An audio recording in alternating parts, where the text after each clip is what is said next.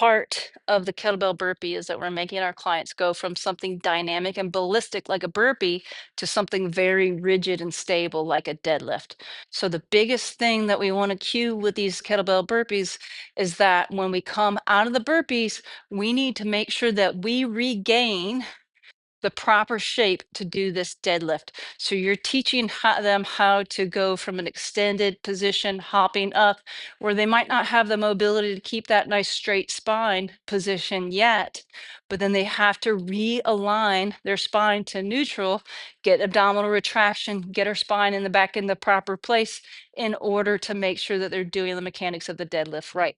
So it should look something like this. We start straddling the bell. So that way, when we put our hands down to the floor, our hands are in front of the belt, right? So we come down, we're trying to keep that nice neutral spine. Now, depending on everybody's mobility, they might have to round when they get there. That's okay. So we hop out to our push-up position. When we hop out to our push-up position, we're trying to maintain a plank. We don't want our pelvis to drop down towards the kettlebell. We want to keep our hips up high, nice neutral spine. From there, we're going to shift our weight back to our hands, hop back to our feet. Then we're coming to deadlift the bell. From here, we get into our neutral spine, our hips go back, we grab a hold of the kettlebell, we come up into that deadlift position. So take the extra time, get that position right to get a good deadlift, especially if we have to round up here when we come out of that deadlift or when we come out of that burpee into the deadlift. We don't want to stay here. We want to get that nice spinal alignment, load our knees back to get that pull in the hamstrings, find our glutes all the way up to the top.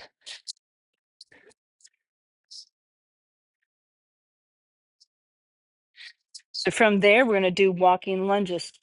Bells can be racked at the chest.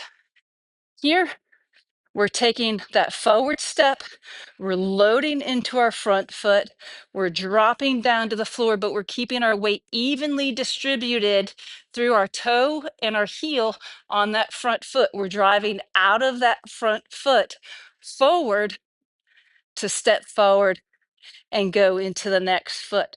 So a couple of things that are going to go wrong. One, people are going to step forward and load back. They're going to load into that back leg, and you're going to be able to tell because when they stand back up, they're not going to come forward or they're not going to stay loaded forward.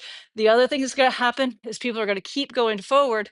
They're going to shift to the ball of their foot and they're going to come down more with their heel up in the air. So even though we're loaded forward, we're stepping forward, when we slide that knee forward, we got to keep our weight loaded evenly between our heel and our toe. You can cue toe up into the top of the shoe in order to make sure that they're staying equally balanced in their forefoot, between their forefoot and their heel if you want. But we want to definitely make sure that even though the momentum is going forward, we want to keep staying forward, but we don't want to get into bad lunge mechanics. Weight stays evenly distributed between the heel and the heel of foot, right? The front foot is doing the work. Our spine is staying straight as we drop down. We take that knee back slightly.